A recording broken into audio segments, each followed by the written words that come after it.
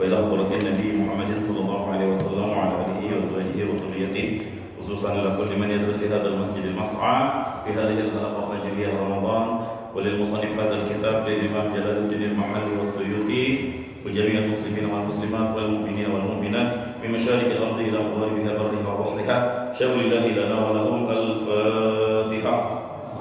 أعوذ بالله من الشيطان الرجيم. بسم الله الرحمن الرحيم. الحمد لله رب العالمين الرحمن الرحيم مالك يوم الدين إياك نعبد وإياك نستعين اهدنا الصراط المستقيم صراط الذين أنعمت عليهم غير المغضوب عليهم ولا الضالين. آمين يا الله يا رب العالمين. بسم الله الرحمن الرحيم. اللهم فقهنا في الدين وعلمنا التأويل. قال الله تعالى في سورة التكوير. Kita lanjut. Kemarin kita stop di ayat yang ke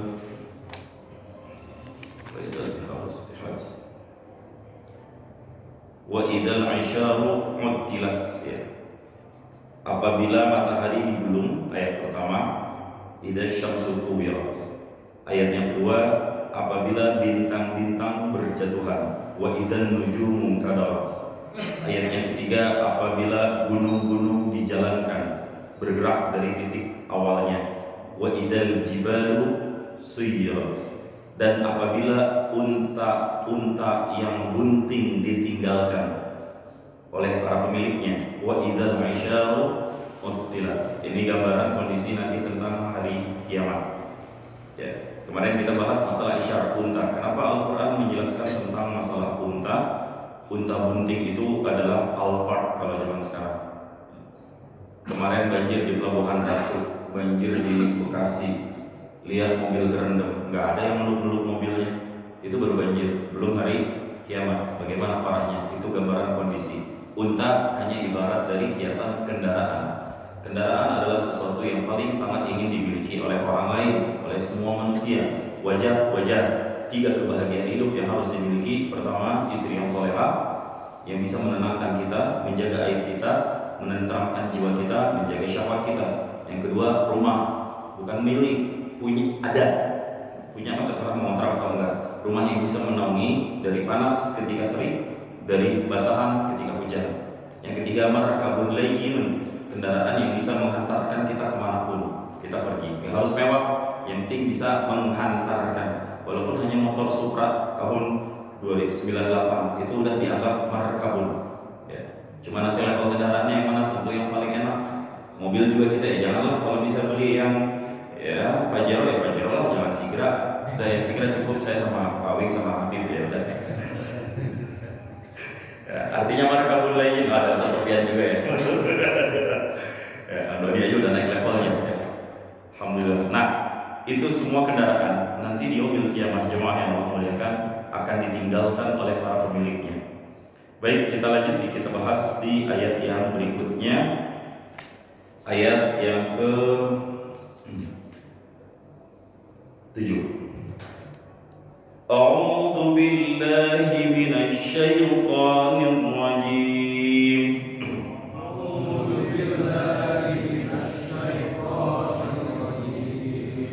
Wa idzan nufusu zuwijat.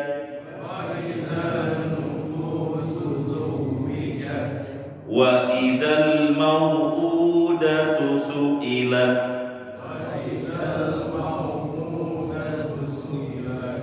Bi ayyi dzambin qutilat. Wa idzas suhufu nusyirat. Kita berhenti di sini. Di ujung ayat ini mayoritas domirnya mu'annas. Itu dibuktikan dengan adanya tak di ujung. Sujirat, zuwijat, su'ilat, putilat. Dalam ilmu tajwid kalau ada tak diwakafkan dibacanya apa? Jika ada tak yang wakaf maka Hamas. Hamas itu ada desis sedikit, tapi jangan terlalu kental, jangan terlalu kuat, takut dianggap ada huruf sin. Zuwizat, nah itu berlebihan. Cukup keluarkan hamas, desis angin. Zuwijat, putilat, nah, ada sedikit. Yang kedua huruf kaf yang sukun. Ak, ak. Nah, jangan terlalu ak. Nanti ada haknya. Ak, nanti ada haknya, seakan-akan ada haknya. Jadi cukup keluar desis bekasnya. Nah, angin yang ada di dalam dihembuskan keluar. Zuwijat. Nah, seperti itu. Baik. Wa idzal wuhusyu husyirat, dan apabila al-wuhusyu, apa arti wuhush? Wuhush ini artinya binatang-binatang yang liar. Dan jika nanti pada hari kiamat binatang-binatang yang liar itu husyirat. Apa arti husyirat? Jumi'at dari kata-kata jamaah, dikumpulkan, digabungkan bareng-bareng jadi satu. Kapan? Ba'dal ba'ti, nanti setelah hari kebangkitan. Liyaqtassa li ba'di bi ba'd summa tasiru turaba. Nanti binatang itu, tidak semua binatang akan dihisab, karena binatang tidak memiliki akal. Karena binatang tidak memiliki akal, dia terbebas dari hisab. Kaidahnya, semua yang memiliki akal mesti dihisab. Sekali lagi, semua yang memiliki akal mesti masuk dalam proses hisab. Namun untuk binatang, summa tasiru turaba, dia nanti akan kembali menjadi tanah. Ya. Apakah semua binatang? Tentu tidak. Ada beberapa binatang yang dikecualikan. Bahkan binatang yang detik ini kita dalam mazhab Syafi'i disebut sebagai salah satu binatang dengan najis berat. Najis itu ada 3, ada najis berat namanya mughallazah, ada najis yang sedang-sedang saja namanya mutawassithah, ada najis yang ringan namanya mukhaffafah. Najis berat ini 2 hanya tercipta dari basahan. Sekali lagi apa ya? Saya sampaikan ada kata-kata basahannya. Basahannya anjing dan juga bahasannya babi. Kalau megang anjing dalam posisi kering itu nggak masalah. Tapi kalau udah ada basahnya, baik terkena air ataupun liurnya, komok ya, kalau udah liur udah kegigit, nah itu wajib dibersihkan 7 kali. Salah satunya dengan tanah, karena dikategorikan sebagai najis mughallazah, najis paling berat. Dan alasannya ta'abbud, dogmatik, jangan ditanya-tanya. Begitu perintah Allah, jalankan. Walaupun nanti secara medis kan Pak Ustadz pakai sabun colek juga yang warna ungu tuh yang mereknya ekonomi bersih bisa. Ya, secara ikhtiar kita, akli kita. Tapi secara perintah Allah itu belum memadai. Tetap harus mengikuti prosedur fikih yang sudah diatur untuk tata cara taharah. Pak Ustadz, kalau HP saya dijilat anjing gimana? Cuci, siram 7 kali dengan air. Cari tanah. Iya. Atau mati Pak Ustadz? Bingung saya juga. Nah itu fikih kontemporer tuh dibahas Pak. HP kejilat anjing, dicuci mati, gak dicuci najis. Di mana coba penyelesaiannya? Nah, silahkan nanti dicari jawabannya masing-masing. Kemudian najis mutawassithah, semua najis tuh, semua najis pada umumnya mutawassithah, pertengahan. Cara membersihkannya adalah cukup dengan disiramkan sampai bersih warnanya, tidak tercium baunya, tidak terasa rasanya. Lihat warnanya, oh udah gak kuning-kuning, udah gak hitam lagi, bersih. Cium baunya, aman. Rasanya, biasa aja Pak Jana. Jangan sekecil-kecil jelasnya. Tetapi itu emang cara detektor najis. Dan terakhir, najis yang ringan. Siapa itu? Apa itu najis yang ringan? Baulus sabiyyi, kencingnya anak kecil, anak bayi yang belum makan. Ya, kencingnya anak bayi laki-laki yang belum makan. Nah, semua nanti akan menjadi tanah, kecuali anjing yang kita anggap najis mughallazah. Tapi ada satu anjing yang akan Allah masukkan bahkan ke dalam surga. Anjing siapa mereka? Anjing ashabul kahf. Ya, ashabul kahf, bukan kahfi, kahf. nggak ada huruf ya di akhirnya. Kita sering nyebut, nanti baca surat apa? Al-Kahfi. Salah nggak? Nggak salah juga. Tapi kalau kita pengen ngomong Al-Kahfi harus adil loh. Al-Baqarah ngomongnya, Ali Imran ngomongnya, An-Nisa'u ngomongnya. Kenapa kita coba ngomong Al-Baqarah, Ali Imran, At-Taubah, bukan At-Taubatu, Al-Adiyatu, bilang Al-Kahf, Al-Kahfi. Kalau Al-Kahfi nanti ada huruf ya yang sukun di akhirnya. Jadi yang betul paling tepat, saya tidak mengatakannya Al-Kahfi salah, enggak. Cuma yang paling tepat penyebutannya surat Al-Kahf. Para jemaah, setiap Jumat mari kita baca surat Al-Kahf. Nah, Pak Ustaz, Kahf bukan yang merek skincare ya? Itu juga ada. Mereknya Kahf. Nah, itu benar tuh, udah selesai tajwidnya tuh, yang ownernya tuh. Cuma saya nggak tahu ya. Mohon maaf nih, kamera saya bukan endorse ya. Dibayar juga enggak. Apabila nanti binatang-binatang semuanya sudah dikumpulkan oleh Allah Subhanahu wa taala, meski nanti ujung-ujungnya mereka akan menjadi tanah. Itu adalah kondisi nanti pada hari kiamat. Ya. Tentang nasib para binatang itu. Kemudian wa idzan nufusu zuwijat, dan apabila jiwa-jiwa, maksud jiwa di sini adalah roh.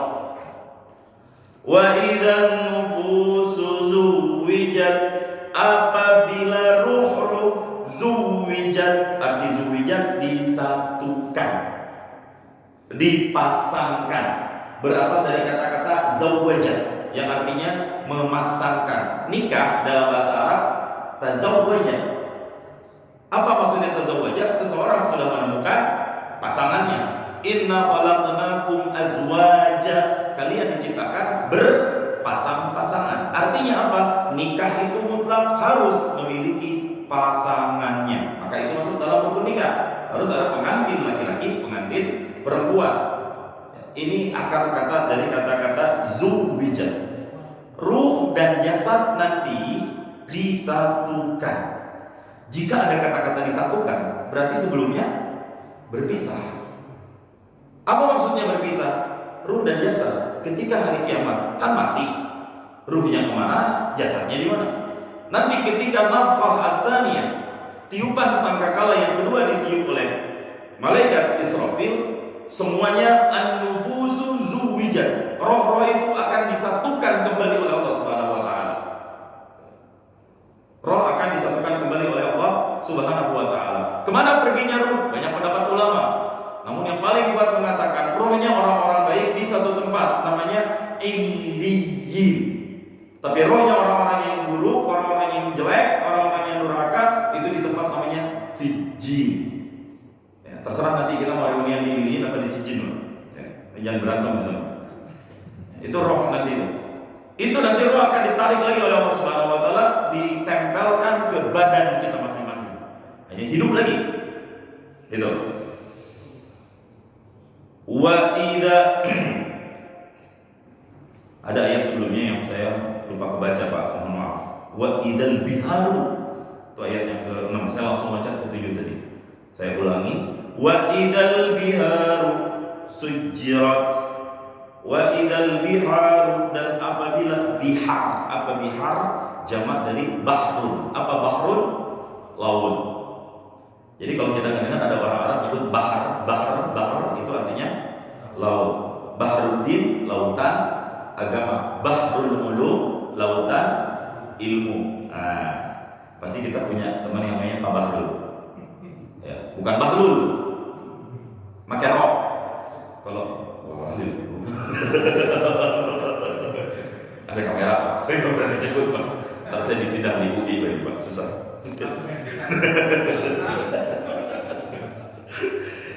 Bihar, laut-laut nanti di hari kiamat. Apa yang akan terjadi dengan laut? Sujjirat, berasal dari kata-kata sajjara, artinya disundut, dinyalahkan, dipanaskan.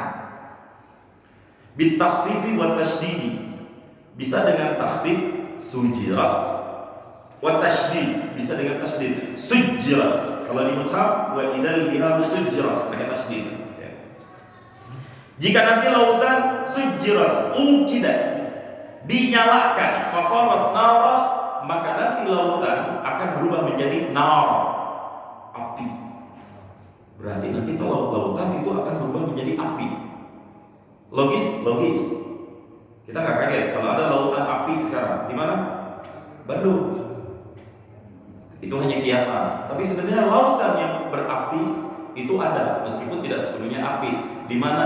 Di Gunung Merapi yang titik lavanya ada di pinggir laut. Saya lupa di daerah negara apa. Itu memang lava langsung jatuh kena ke lautan di situ. Nggak ada yang berani mendekat ke air di sekitar lautan itu. Panasnya luar biasa. Ya. Itu nggak kebayang, orang-orang aja nggak ada yang berani mendekat ke daerah itu. Nanti cek di YouTube lautan terkena lahar api, itu kondisinya seperti apa? Panas semuanya, mbak. Ya. Wa idza al-biharu sujjar, itu gambaran hari kiamat. Ayat yang ketujuhnya, wa idzan nufusu zuwijat, jika roh-roh nanti sudah disatukan kembali oleh Allah Subhanahu wa taala. Purinat bi ajsadiha, didampingi, diiringi dengan jasad-jasadnya. Ayat yang ke-7. Sekarang ayat yang ke-8.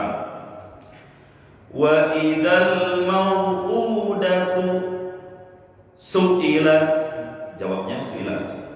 Wa idzal mau'udatu, dan jika mau'udah, apa artinya mau'udah? Al-jariyah, baik perempuan. Artinya al-jariyah, baik perempuan. Apabila bayi-bayi perempuan itu su'ilat, ditanyakan kembali. Maksudnya apa Ustaz kalau bayi-bayi perempuan ditanyakan lagi? Nah, di sini maksudnya ini berkaitan dengan adat budaya jahiliyah zaman dulu. Al-jariyatu tudfanu hayyatan khaufal 'ari wal hajati. Dulu kalau ada orang yang lahir dan ternyata bayinya perempuan, mereka akan langsung dikubur hidup-hidup. Alasannya khaufal 'ari wal hajati, takut dengan kemiskinan dan takut tidak bisa mencukupi kebutuhannya. Itu fi ahdil jahiliyah, seperti itu kondisinya. Nanti bayi-bayi itu akan dihidupkan kembali oleh Allah Subhanahu wa taala dan dia akan bertanya, ya. Apa pertanyaan si bayi ini? Di ayat yang ke-9. Ya. Bi ayyi dzambin qutilat, bi ayyi dzambin, dengan dosa apa, qutilat, dibunuh. Ya, Al-Quran jelaskan. Bi ayyi dzambin qutilat, karena dosa apa baik aku dibunuh. Nanti dia akan bertanya. Wa quri'a bi kasri ta'i, dibaca dengan kasrah ta. Kutilti, engkau dibunuh artinya. Kalau kutilat cukup dibunuh saja artinya. Hikayatan lima tukhatabu bihi, ini sebagai hikayah karena nanti baik itu akan diajak bicara oleh Allah. Kenapa kau bisa dibunuh? Dia akan menjawab nanti, bersaksi kepada siapa yang menguburkannya hidup-hidup.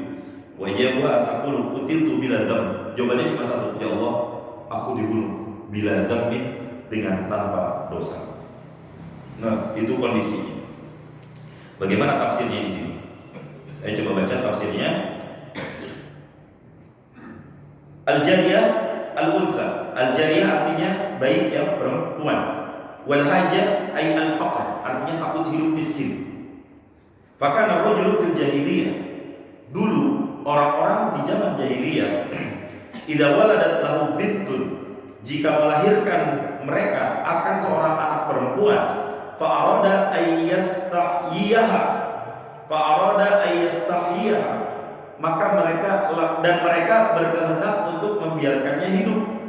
Itu bagaimana caranya? Al-basaha jubbah min sufin aw sya'rin tar'alahu iblu wal ghanamu fil badiyah. Anak-anak perempuan itu dibungkus dengan satu kain jubah yang terbuat dari wool aw sya'rin, atau bahan-bahan yang berbulu, tar'alahu ibl, yang dihasilkan dari penggembalaan ternak, wal ghanam, kambing, fil badiyah, di daerah suku-suku Badui.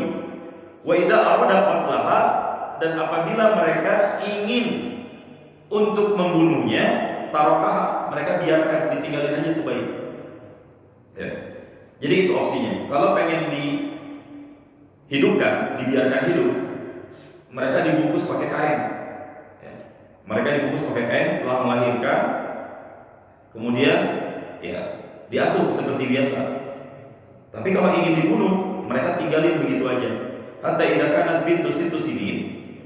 Tapi apakah langsung dibiarkan suruh hidup terus? Nah, hatta idza kanat bintu situ sini, sampai ketika anaknya berusia 6 tahun, di usia SD kelas 1, yaqulu li ummiha, dia akan berkata si bapaknya untuk ibunya, tayyibha wa zayyiniha, perbaikilah anakmu, wa zayyiniha, hiasilah anakmu, hatta utiba biha ila ahmaiha. Nah, sampai nanti aku akan pergi ke tempat menguburkannya. Wa qad ghufira laha bi'ran fi sahra, dan itu si bapak lalu pergi ke tengah gurun. Dia menggali lubang fi sahra, di tengah-tengah gurun Sahara. Fa yadhhabu biha ila al-bi'ri, lalu dia pergi ke sumur. Fa yaqulu laha, dia berkata baginya si bayi, unzuri fiha, lihat tuh ke dalam sumur. Summa yadfa'uha min khalfiha, kemudian didorong bayi itu seketika ke sumur itu. Wa yuhidu 'alaiha turabu hatta tastawi bil ardh, terus ditutup, diuruk pakai tanah supaya terlihat rata lagi seperti biasanya. Ya Allah.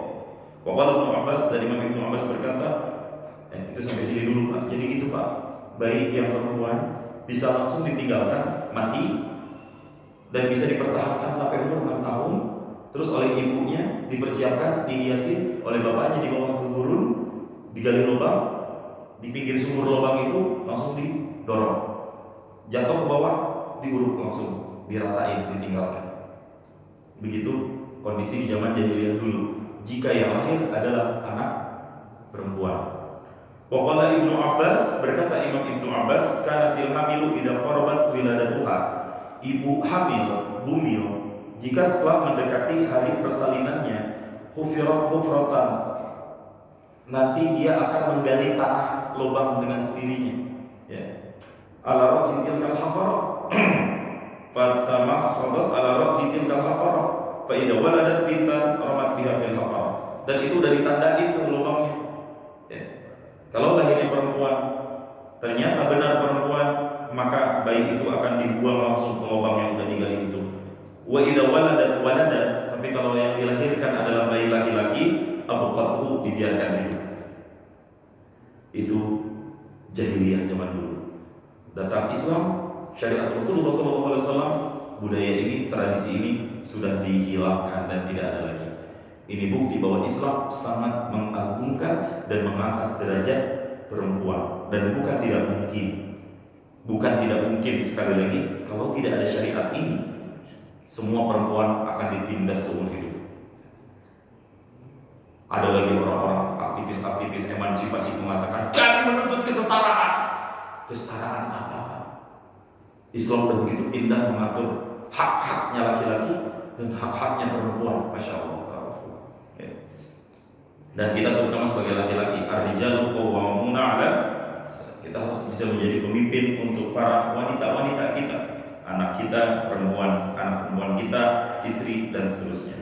Nah, ma makna soalul mau'udah? Apa maksudnya anak-anak bayi itu ditanya? Ma'an muqtadzuhi soalul qatili al-qatili iya. Ustaz, saya mau nanya nih. Kok yang ditanya anak bayinya? Emangnya kenapa? Lah kan bayi mah kagak salah. Tuh coba dibaca di ayat. Wa idzal mau'udatu su'ilat, jika anak bayi ditanya. Apa yang salah dengan Al-Qur'an? Lah, namanya bayi mah enggak bisa apa-apa, Ustaz.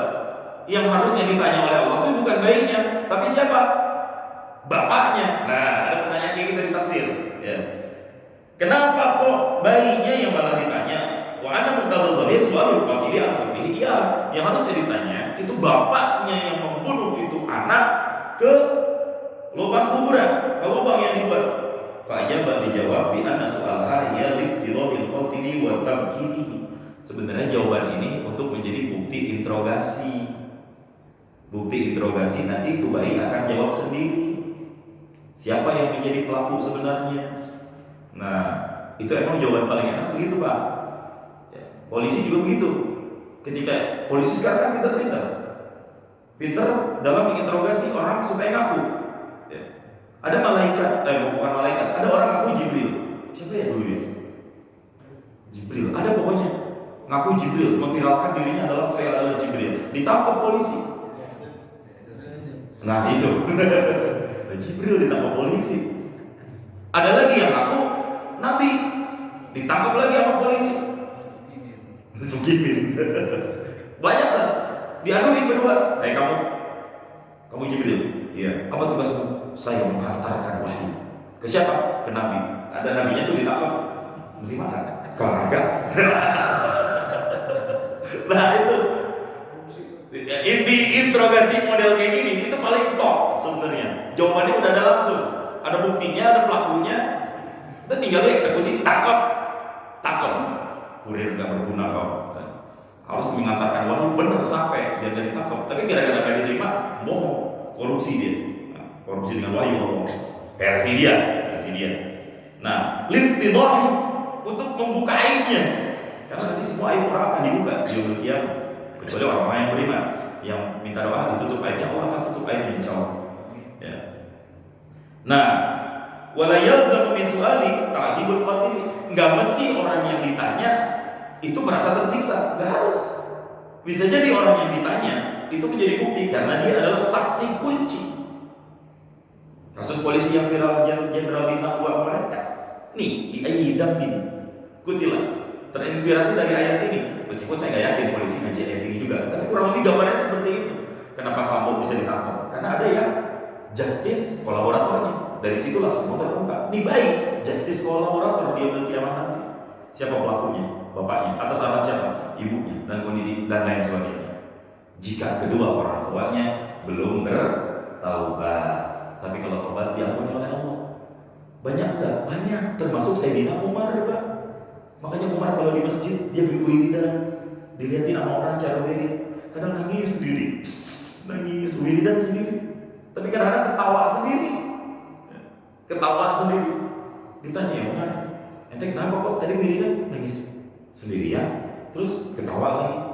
Jelaskan, ketika saya ketawa tersenyum, saya ingat rahmat Allah begitu luas untuk saya dan menyelamatkan saya dari buruknya saya di masa jahiliyah dulu. Itu kenapa nangis? Saya nangis dengan perbuatan jahiliyah saya ketika sebelum saya Islam. Saya pernah mengubur anak hidup-hidup. Saya pernah memukul banyak orang. Saya jadi provokator. Saya menindas orang-orang yang masuk Islam pada saat itu. Nah, di situ beliau nangis. Tapi semua bertobat, diampuni dosanya oleh Allah Subhanahu wa Ta'ala. Bahkan mereka menjadi yang ashabul jannah, 10 orang yang dijanjikan masuk surga Allah Subhanahu wa Ta'ala. Insyaallah. Jadi nggak mesti yang ditanya itu merasakan azabnya. Li'annahu yuqalu in kana al-qatilu min ahli al-fatrah fala yu'adzabu. Ustaz, kalau yang di masa fatrah gimana? Tahu masa fatrah, Pak? Di dalam Islam itu ada satu versi waktu yang disebut dengan masa fatrah. F-A-T-R-A-H atau R-O-H. Fatrah. Fa-ta-ro tak marbutoh. Fatrah. Masa fatrah itu adalah masa kekosongan Nabi. Enggak ada Nabi di situ. Termasuk orang tua Rasulullah Sallallahu Alaihi Wasallam. Jadi di situ nggak ada syariat. Dianggap tidak ada Nabi, tidak sampai dakwah ke situ. Wa ma kunna mu'adzibina hatta nab'atha rasulah. Allah Subhanahu wa Ta'ala tidak akan mengazab satu daerah, satu kampung, satu wilayah yang belum sampai dakwah ke dalamnya. Jadi sampai detik ini, jika ada orang-orang yang hidup di daerah hutan pedalaman, mereka belum tersentuh oleh dakwah. Tidak ada yang mengenalkan Allah kepada mereka, tidak ada yang mengajarkan Al-Quran kepada mereka, sehingga mereka hidup dalam kejahiliahan dengan caranya sendiri. Itu mereka tidak akan diazab oleh Allah Subhanahu wa Ta'ala. Begitu juga dengan orang-orang yang hidup di zaman fatrah.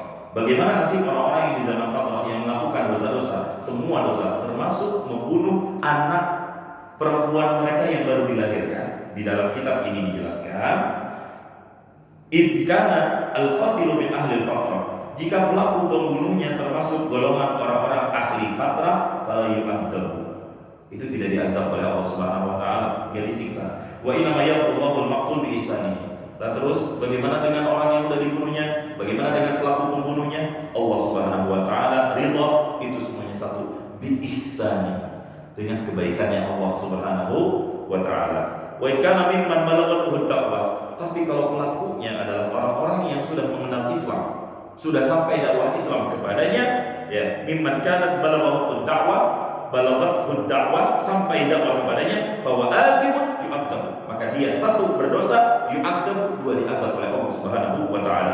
Alal qatli illam yaghfir lahu Allah taala, kepada si pelaku pembunuhnya apabila dia tidak bertobat dan diampuni oleh Allah Subhanahu wa taala. Bi ayyi dambin su'ilat, bi ayyi dambin kutilat, dengan dosa apa dibunuh anak bayi tersebut. Dan kita mengucapkan hari ini alhamdulillah, karena kita tidak hidup di zaman jahiliyah seperti ini. Alhamdulillah. Nah, sampai sini ada pertanyaan sebelum kita lanjut berikutnya? Baik, ayat yang ke-10. Wa idzas suhufu nusyirat, wa idzas suhufu nusyirat, wa idzas suhufu, dan jika lembaran-lembaran amal-amal kita. Apa arti as-suhuf di sini? Suhuf itu lembaran, tapi yang dimaksud lembaran di sini apa? Suhuful a'mal, lembaran amal-amal kita. Nusyirat, dibentangkan, ditampilkan. Bitafif wa tasydid. Boleh dengan tafif nusyirat, boleh dibaca dengan tasydid nusyirat. Ya, tapi di mushaf tanpa tasydid. Nusyirat. Apa artinya? Futihat, dibuka, wa busitat, dibentangkan. Jadi nanti di yaumil qiyamah amal-amal kita itu akan dibentangkan di hadapan kita sendiri. Tergantung dia datang dari mana. Kalau datang dari Yaman, kanan, Yaman sih. Yamin. Yamin masih satu arti, artinya kanan. Jika datang dari kanan, maka dia disebut dengan ashabul yamin. Kalau datang dari kiri, ashabul shimal, di surah Al-Waqi'ah. Kalau datang dari kiri, preview, kalau tanda-tanda. Nah, ini pasti jeblok nih amal-amalnya nih. Blok nih semua nih, merah rapotnya. Karena semuanya akan berlomba untuk mencatat amal-amalnya dan dicatat kebaikan-kebaikannya. Contoh aja adik-adik kita pada perebutan tanda tangan imam. Itu buat ditanya nanti sama gurunya. Saya sholat, padahal saya kepo, pengen tahu gurunya. Nanyain di situ buku Ramadan tuh bocah nanti.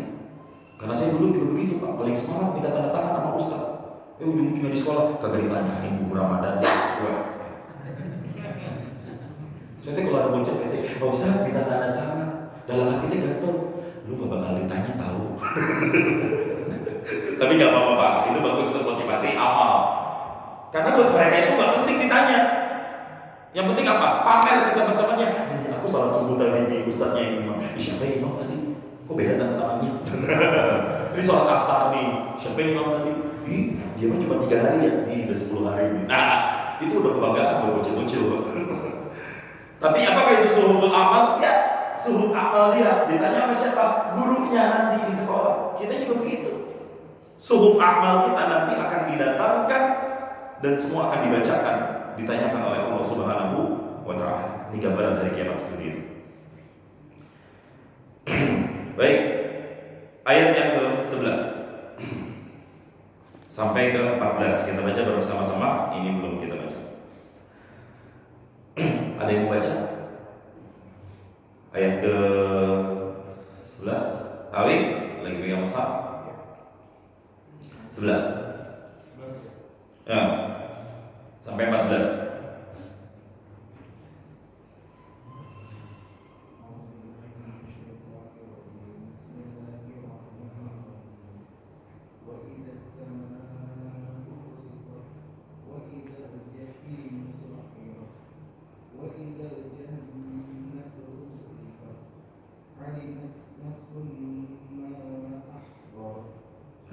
Barakallahu fikum. Insyaallah.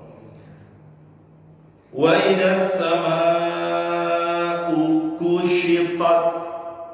Wa idzas sama', dan apabila as-sama' langit. Kushitat, apa makna kushitat? Dilenyapkan. Jika langit-langit itu dilenyapkan, Wa idzal jahimu su'irat, dan apabila neraka jahim su'irat, dinyalakan, dikobarkan apinya. Wa idzal jannatu uzlifat, dan apabila al jannatu surga uzlifat qurribat, didekatkan. Jawabnya nih dari ayat 1 sampai dengan ayat ke-13 itu kan syarat. Jika jawabnya di sini, saya sudah sampaikan, jika ada syarat harus ada jawab.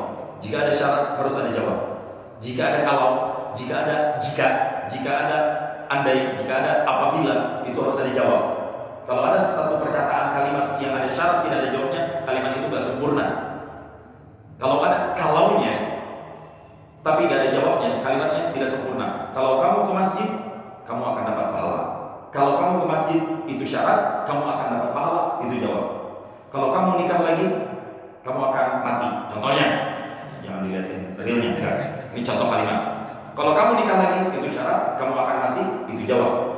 Semuanya. Seandainya kamu ada di sini, keadaan tidak akan seperti ini. Seandainya kamu ada di sini, itu syarat, keadaan tidak seperti ini, itu jawab. Kita juga begitu pasti. Gak sempurna dan gak mungkin kita nungguin orang. Kalau lu gak datang di sini 15 menit dia diem, ya kita nungguin kan. Al-Quran pun seperti itu. Dari ayat pertama sampai ayat ke-13 ini baru syarat. Tapi syarat ini pelajaran hari kiamat. Jawabannya di sini Pak, di ayat ke-14. Alimat nafsum ma ahdarat. Alimat, niscaya setiap jiwa akan mengetahui ma ahdarat, apa yang sudah dikerjakannya. Intinya cuma di sini Pak, Allah cuma pengen ngasih tahu ke kita semuanya, hari kiamat itu seperti itu. Nanti gambarannya kita akan merasakannya atau tidak merasakannya, pasti kita akan melewati fase-fase hari kiamat.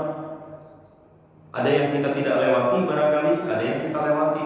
Tapi pertanyaan, hisab, neraka, surga, dosa-dosa kita, amalan-amalan paling baiknya, amalan-amalan terburuknya, membunuh di sini yang diberikan contoh, itu semuanya pasti akan kita rasakan. Di saat kita merasakan itu, alimat nafsu ma ahdarat, kita semua akan dirilai kembali apa amal-amal yang pernah kita lakukan selama hidup kita.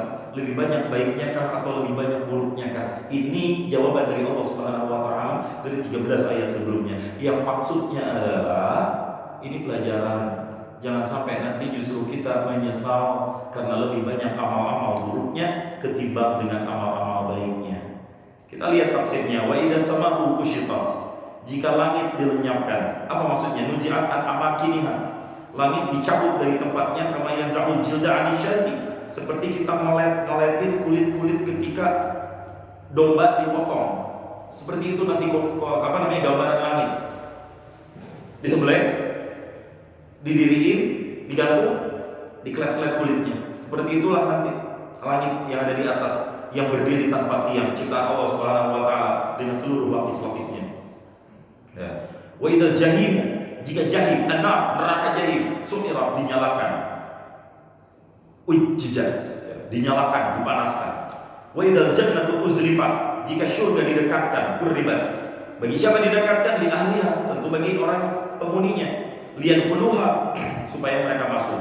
Wa jawab, semuanya di ayat alimat kullu al-alimat nafsum ma ahdarat. Ay kullu nafsin waqta hadhil madkurat wa hiya yaumil qiyamah. Semua orang pasti akan mengetahui waktu-waktu ini akan terjadi pada hari kiamat. Min khairin aw syarrin, dari surga, dari kebaikan, atau dari neraka, dari keburukan. Nah, kita berharap mudah-mudahan Allah masukkan kita ke dalam golongan ahlul jannah, ahli surga Allah Subhanahu wa taala. Sebelum malaikat, ini maksudnya sebelum malaikat maut nyambut nyawa kita. Tuh.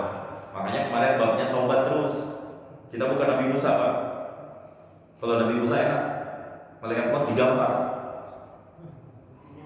Bener, saya bukan cerita khurafat. Karena hari ini kalau cerita macam-macam itu khurafat, Pak. Tapi ini ada dasarnya. Riwayat Imam Bukhari, Nabi Musa didatengin sama malaikat maut. Tiba-tiba datang ke rumahnya, gak pakai salam. Pas begitu melihat, siapa kamu? Saya malaikat maut. Baru ngomong malaikat maut, digampar, dikelek matanya. Malaikat kesel, balik lagi ke Allah. Ya Rabb, arsaltani ila abdillah yuridul maut. Ya Allah, engkau utus aku ke seorang hamba yang belum pengen mati, ya Allah. Ada di riwayatnya, arsaltani ila abdillah yuridul maut. Kau utus aku ke seseorang yang gak pengen mati. Cabut, balik irji, malaikat berarti balik lagi. Jangan kundungan gitu. Balik lagi, temuin Musa. Kasih dia pilihan. Ya, mau terus hidup, kalau hidup nih pilihannya. Kalau mau mati, segera eksekusi. Ya. Ini balik lagi. Lu datang lagi. Iya, saya malaikat maut. Saya diutus oleh Allah Subhanahu wa taala untuk menjemputmu. Apa buktinya? Nah, dijelaskan lah. Perintah Allah begini. Ente mau mati nggak? Ujungnya gitu. Kalau mau mati atau kalau ente nggak mau mati, ente ada syarat. Apa syaratnya? Kedua telapak tangan pegang bulu binatang kambing, sapi atau kambing ya, binatang berbulu, binatang ternak. Nanti hitung semua bulu-bulu yang ada di dalam genggamannya. Setiap satu bulu itu akan diberikan bonus waktu 1 tahun. Ya. Ini benar tawaran Allah begitu. Iya, saya diutus begini. Oh yaudah, jangan deh. Mendingan saya mati aja sekarang. Tapi saya minta satu, dekatkan saya ke Baitul Maqdis. Saya ingin kubur di sana, sedekat batu lemparan. Baitul Maqdis, batu melempar, cak, di situ dikuburkan. Dan itu diijabah oleh Allah Subhanahu wa taala. Nah itu. Jadi nanti kalau Bapak didatangi malaikat maut, gampang. Pak, para nabi Allah itu beda dengan kita. Para nabi Allah itu mukhayyar, diberikan pilihan oleh Allah Subhanahu wa taala. Ini ijaz, termasuk dari mukjizat-mukjizat para nabi. Ya. Ustaz, bukannya malaikat itu wajib, betul. Tapi kok Musa bisa menggambar malaikat? Malaikat yang bisa berinteraksi dengan kita adalah malaikat yang telah merubah wujudnya dari metafisik menuju fisik. Artinya dia bukan lagi gaib ketika dia menampakkan dirinya. Malaikat yang sudah menampakkan dirinya itu sudah dia dikatakan gaib. Kenapa? Bisa dijangkau oleh panca indera. Dan Nabi berkali-kali didatangi oleh Jibril dalam rupa manusia. Cuma Nabi Muhammad selalu tahu bahwa itu adalah Jibril. Masalahnya nggak semua malaikat mengaku dirinya malaikat. Ada 3 nabi yang pernah terkecoh. Nabi Ibrahim sampai dikasih makan malaikat karena bertamu ke rumahnya. Nabi Lut juga sama, termasuk Nabi Musa. Makanya digampar karena nggak tahu bahwa dia adalah malaikat. Kalau tahu malaikat, mungkin tidak akan melakukan tindakan seperti ini. Nah, artinya secara syariat kita nggak boleh, Nabi Musa dosa karena menggampar orang lain. Kan itu kan perbuatan maksiat. Maksiat tidak layak bagi Nabi, dijawab. Karena itu malaikat ujuk-ujuk nyelonong masuk ke rumah, nggak pakai salam. Kita juga begitu. Kalau ada orang yang datang ke rumah nggak pakai salam, salam keselamatan. Orang datang ke rumah nggak pakai salam sama dengan kurir. Paket. Salamnya dilihat yang pakai itu jelas. Oh iya. Tapi orang kalau nggak masuk nggak pakai salam, itu pasti nyari kesengsaraan. Makanya salam itu adalah janji keselamatan. Kita sering meremehin salam, padahal salam itu janji loh, Pak. Assalamualaikum, waalaikumsalam. Janji bisa memberikan keselamatan untuk saya. Janji keselamatan. Waalaikumsalam, keselamatan atasmu. Itu arti salam. Dan itu belum ada sebelum Islam. Anibta sobahan. Gimana menurut tidurnya, nyenyak nggak? Gitu bahasanya. Ya. Dan saya lebih senang dengan salam. Nggak mau selamat pagi, Pak Ustaz? Nggak mau saya. Iya pagi saya selamat, siap. Tapi kalau assalamualaikum, every time, everywhere, every ho lah pokoknya kita diselamatkan insya Allah. Ya, itu makna doa yang ada di dalam salam. Udah dikasih keselamatan, warahmatullah, dikasih rahmat, wabarakatuh, pulang dapat berkah. Masya Allah, kerennya dalam agama Islam. Tambahin lagi, assalamualaikum warahmatullahi wabarakatuh. Dalam Al-Quran, idza huyitum bitahiyyah, kalau kalian diberikan salam, hayyu, jawab salamnya bi ahsana, dengan salam yang lebih baik. Waalaikumsalam warahmatullahi wa barakatuh wa maghfiratuhu wa ridwanuhu wa rizquhu wa khairuhu wa thayyibuhu. Ya, semuanya boleh. Jangan kelamaan. Kecuali ada kolektor, enggak apa-apa, biar dia enggak jadi lagi. Lama banget jawab salam doang. Nah, itu baik. Sampai sini ada pertanyaan? Tolong. Kita tutup di ayat yang ke-14. Besok kita akan lanjut insyaallah di ayat yang ke-15 terusnya. Sampai kapan Pak Ustaz kita ngaji? Ada yang nanya kemarin, insyaallah sampai akhir di Ramadan. Kemungkinan sampai tanggal 29 hari Sabtu ya. Jadi kita kayaknya untuk minggu berikutnya antara Id atau bukan itu di hari Minggu atau Sabtu ya. Penentuannya di tanggal 29 itu ru'yah isbat kalau nggak salah di situ, di tanggal 30 atau 31 di situ penentuannya. Kalau ternyata isbat tanggal 29-nya sudah selesai, berarti kita sudah di situ. Nanti kita lanjut di hari yang lain. Tapi kalau ternyata diundur sehari, tanggal 30. Muhammadiyah kapan? Kang Doni? Muhammadiyah tanggal 30 ya. Muhammadiyah sudah diisbat tanggal 30. Kita masih antara 30 atau 31 nanti ya, tergantung isbat dari pemerintah. Baik. Ada pertanyaan? Maksudnya akhir Ramadan ya? Idul Fitri. Oh, 31. 31-nya mana? Yang penting pokok ayatnya ada. Udah siap di sini? Baik. Saya khotib nih, jangan main-main nih. Janji harus ditepati kan. Saya khotib gitu soalnya. Perdana, saya belum pernah sholat Id di sini. Saya selalu di luar. Jadwalnya. Ini insya Allah jadi momen yang pertama. Mudah-mudahan Bapak jangan pikir lagi gitu ya. Anggap ini Ramadan pertama Id di sini, insya Allah. Mudah-mudahan berkah untuk kita semua. Baik, ada pertanyaan di sini? Mau kita tutup? A'udzubillahi minasyaitonir rajim. Bismillahirrahmanirrahim. Alhamdulillahirabbil alamin. Hamdan na'imin, hamdan syakirin, hamdan yuwaffiqu ni'amahu wa yukafi'u mazidah. Ya Rabbana lakal hamdu wa lakal mulku wa lakal syukru kama yanbaghi li jalali wajhikal karim wa 'azimi sultanik.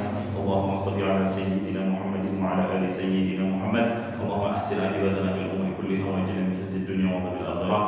Allahumma taqabbal minna salatana wa siyamana wa qiyamana wa ruku'ana wa sujudana wa tilawatana wa tamim taqsirana ya Allah ya Allah ya arhamar rahimin. Allahumma habbib ilayna al-iman wa zayyinhu fi qulubina wa karrih lana al-kufra wal fusuq wal 'isyan waj'alna min ar-rasyidin. Allahumma ij'alna min ahli sunnati wal jamaa'ah wa la taj'alna min ahli al-bid'ati wad tabdi'a wad dalalah. Allahumma a'inna 'ala dhikrika wa syukrika wa husni ibadatik. Allahumma innaka 'afuwwun karim tuhibbul 'afwa fa'fu 'anna. Allahumma inna nas'aluka ridhaka wal jannah wa na'udzubika min sakhatika wan nar. Rabbana ighfir lana dhunubana wa liwalidina warhamhum kama rabbawna shighara. Rabbana atina fid dunya hasanah wa fil akhirati hasanah wa qina 'adzaban nar. Sallallahu ala sayyidina Muhammadin wa ala alihi wa sahbihi wa baraka wa sallam. Subhana rabbika rabbil 'izzati 'amma yasifun wa salamun 'alal mursalin walhamdulillahi rabbil alamin. Bismillahil Fatihah. A'udzu billahi minasyaitonir rajim. Bismillahir rahmanir rahim. Alhamdulillahi rabbil alamin. Ar-rahmanir rahim. Maliki yaumiddin. Iyyaka na'budu wa iyyaka nasta'in. Ihdinas siratal mustaqim. Siratal ladzina an'amta 'alaihim ghairil maghdubi 'alaihim waladdallin. Amin. Subhanallah wa bihamdihi asyhadu an la ilaha illa anta astaghfiruka wa atubu ilaik. Wassalamualaikum warahmatullahi wabarakatuh.